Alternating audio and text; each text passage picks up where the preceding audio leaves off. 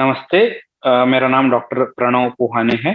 मैं साइकेट्रिस्ट हूँ, कम de addiction specialist, कम sexologist हूँ। आज हम अल्कोहल डी एडिक्शन के बारे में जानकारी लेंगे। अल्कोहल एडिक्शन यानी हिंदी में बोला जाए तो शराब की लत लगना।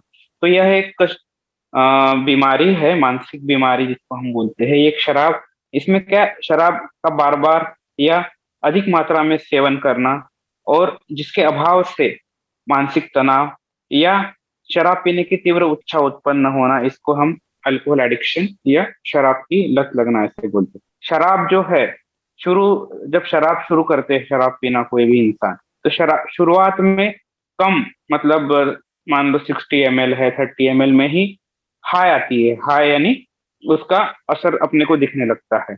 बट जैसे जैसे आदमी शराब का आदी हो जाता है, तो वैसे वैसे वो वही डोज पे उसको कुछ भी असर नहीं होता, तो टॉलरेंस उत्पन्न होता है। तो वही असर पाने के लिए आदमी को ज्यादा मात्रा में सेवन करना पड़ता है। ये है टॉलरेंस जो एडिक्शन में पाया जाता है। शराब न मिलने पे, जैसे मैंने बोला, चिड़चिड़ापन उत्पन्न होना या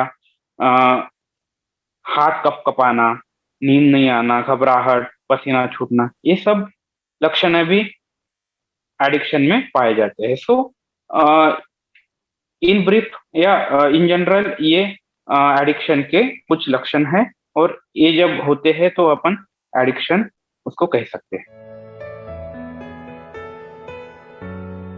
शराब का सेवन करना एक दिक्कत अपन जब उसको एक कह सकते हैं, जैसे कि जब शराब से आदमी के सामाजिक, शारीरिक, पारिवारिक और व्यावसायिक जीवन में उसका गलत असर होने लगता है, और आदमी के जीवन पर शराब एक हावी हो जाती है, जो शराब के अलावा और दूसरे किसी चीज को सोच नहीं पाता है। तब शराब को अपन हम लोग प्रॉब्लम कह सकते हैं। विभिन्न कारण के वजह से अल्कोहल डिसऑर्डर होता है, जैसे कि पहला है जेनेटिक। जेनेटिक यानी आनुवंशिकता, जिसमें परिवार में किसी भी सदस्य को यह अल्कोहल की आदत है या शराब की बीमारी, लत की बीमारी जिसको बोलते हैं, वो है, तो उनके घर के सदस्य में, मतलब ब्लड रिलेटिव्स में, उसका बीमारी होने की संभावनाएं बढ़ जाती है। जरूरी नहीं है कि घर में किसी को शराब की आदत हो तो बाकी बच्चों को शराब की बीमारी हो, पर उसमें कुछ परिस्थितियां ऐसी उत्पन्न होती है, उसके वजह से उनमें बीमारी होने की संभावना बढ़ जाती है। एक कारण है। दूसरा ये कारण है कि मानसिक मानसिक वजह यह है कि जिसको मनोवैज्ञानिक या साइकोलॉजिकल रीजन अपन कहते हैं, जिसमें जिसमें घबराहट हो, जिसको पीयर प्रेशर, तो उसके वजह से शराब पीने की आदत एक बार शुरू हो गई तो फिर कोई कोई किसी किसी को कंट्रोल नहीं होता और वो बीमारी के रूप में परिवर्तित हो जाती है।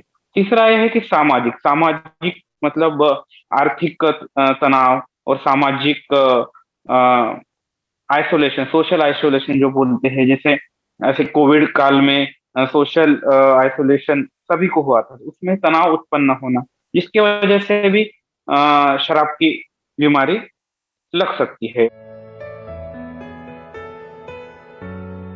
जैसे मैंने बताया कि कुछ बिहेवियरल और फिजिकल चेंजेस, मतलब कुछ मनोवैज्ञानिक और शारीरिक जो चेंजेस होती है, जिसको हम एडिक्शन बोल सकते हैं। सो जैसे कुछ स्टेप्स जैसे बताई है कि यह व्यक्ति जो कभी कभी ओकेशनल पीने वाला व्यक्ति है, किसी के साथ में बैठ के पीने वाला व्यक्ति है, जो अकेले में पीना चालू कर दे और डेली रोज पीना चालू कर दे, और ज्यादा मात्रा में, डेली और ज्यादा मात्रा में पीना चालू कर दे। तो यदि ज्यादा मात्रा में ना भी हो तो अकेले में, और रोज यदि कोई भी इंसान अल्कोहल या शराब का सेवन करता है, ये एक बीमारी के इसमें परिवर्तित हो चुका है, ऐसा अपने को समझना चाहिए। जिसको भी अल्कोहल एडिक्शन का डिसऑर्डर है, अल्कोहल यूज डिसऑर्डर जिसको बोलते हैं, उसको उसके लोगों के जीवन के विभिन्न अंगों पे उसका असर पड़ता है। फॉर एग्जाम्पल, शारीरिक से अब शुरुआत करते हैं हम लोग, तो शारीरिक में शरीर का ऐसा एक भी अंग नहीं जिसको अल्कोहल की वजह से अफेक्ट ना हो, उसका बुरा असर उस पे ना हो।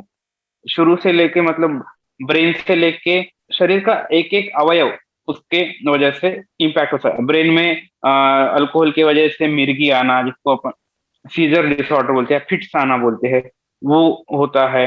मानसिक समस्याएं उत्पन्न होती है, जैसे कि मानसिक बीमारियां, जो मानसिक बीमारियां नॉर्मल जो अल्कोहल डिसऑर्डर जिसमें नहीं है, उनमें मानसिक बीमारियां के चांसेस अल्कोहल पीने वालों के मुकाबले कम रहते हैं। अल्कोहल में मानसिक बीमारी होने के चांसेस बढ़ जाते हैं जनरल पॉपुलेशन के कंपैरिजन में।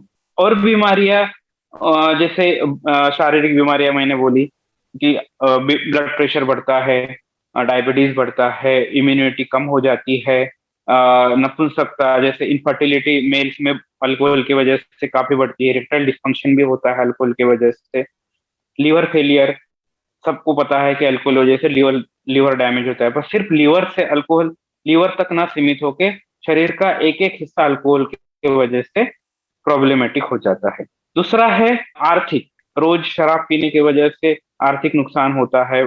तीसरा है सामाजिक, सामाजिक नुकसान मतलब समाज में अपनी इज्जत अल्कोहल की वजह से कम होती है। और पारिवारिक, पारिवारिक और वैवाहिक जीवन में भी अल्कोहल का की वजह से नुकसान होता है, और संबंध बिगड़ जाते हैं शराब की वजह से। तो अल्कोहल शरीर का जीवन का एक एक जो अंग है उसके ऊपर गलत असर करता है। जब किसी इंसान को या खुद को ऐसे लगता है, या आपके परिवार में किसी और किसी को पता चलता है कि किसी को अल्कोहल की बीमारी है, जिसको शुरू अल्कोहल का जो इनटेक है या अल्कोहल का जो सेवन है, शराब का सेवन है, ओकेशनली से मतलब कभी कभार पीने से डेली पे शिफ्ट हो जाता है, या जिसकी मात्रा बढ़ जाती है। यानी जब कोई इंसान 2-3 दिन कंटिन्यूअस दिन रात अल्कोहल पीता है, और जिसकी वजह से ना मिलने पे चिड़चिड़ापन पैदा होना, या उसी के बारे में, अल्कोहल के बारे में सोचना, उसी पे ध्यान रहना, और उसका ध्यान अल्कोहल से छोड़ के बाकी किसी भी चीज में ना रहना, परिवार की चिंता ना होना, ये सब समस्या जैसे ही पता चलती है, तुरंत उसको इलाज की जरूरत है, ऐसे समझ के डॉक्टर को कंसल्ट करना चाहिए। अल्कोहल का इलाज साइकेट्रिस्ट और डी एडिक्शन स्पेशलिस्ट के यहाँ पे जाके होता है। मतलब जो भी मानसिक रोग विशेषज्ञ है वह डी एडिक्शन स्पेशलिस्ट यानी नशा मुक्ति विशेषज्ञ भी होते हैं। तो वहाँ पे आपको अल्कोहल का पूर्ण इलाज हो सकता है। जैसे अल्कोहल का इलाज दो तरह का होता है, एक तो दवाइयों के द्वारा, और दूसरा है थेरेपी या काउंसलिंग के द्वारा होता है। तो दोनों का इलाज मतलब ऐसा नहीं कि एक इलाज किया और दूसरा नहीं करना है, दोनों का कंबाइंड इफेक्ट से ही आपको अल्कोहल से पूर्ण तरीके से मुक्ति मिल सकती है। लोगों में धारणा ये है कि अल्कोहल एकदम से नहीं छूटता, उसको धीरे धीरे करके हम छोड़ेंगे। ये एकदम गलत धारणा है। अल्कोहल एकदम से ही छोड़ना रहता है, ना कि धीरे धीरे छोड़ना रहता है। तो उसके लिए, और डर भी ये रहता है कि हम एकदम से अल्कोहल छोड़ेंगे तो हमको घबराहट होगी, नींद नहीं आएगी, काम नहीं होगा हमसे, तो हम क्या करेंगे। तो उसके लिए जो हमने बताया है कि दवाइयाँ, यानी दवाइयों से जो आपको विड्रॉल होता है, जो अल्कोहल छोड़ने की वजह से जो समस्याएं होती है, वो कंट्रोल में होती है, जिसको हम डिटॉक्सिफिकेशन बोलते हैं, जो पहली स्टेज रहती है। और साथ साथ में मोटिवेशनल एनहांसमेंट थेरेपी या अल्कोहल के लिए काउंसलिंग जो होती है वो करते हैं, जिसकी वजह से कॉन्फिडेंस बिल्डिंग होती है, और अल्कोहल के प्रति अल्कोहल पीने की इच्छा धीरे धीरे कम होती है। दवाइयों में शुरू में इच्छा कम, शुरू में तकलीफ कम होने की दवाई, उसके बाद अल्कोहल की इच्छा कम होने की दवाई भी दी जाती है। तो ये मोटा मोटी एक 6 to 9 मंथ यदि कंटिन्यूस आपने इलाज कराया तो अल्कोहल से मुक्ति पाई जा सकती है।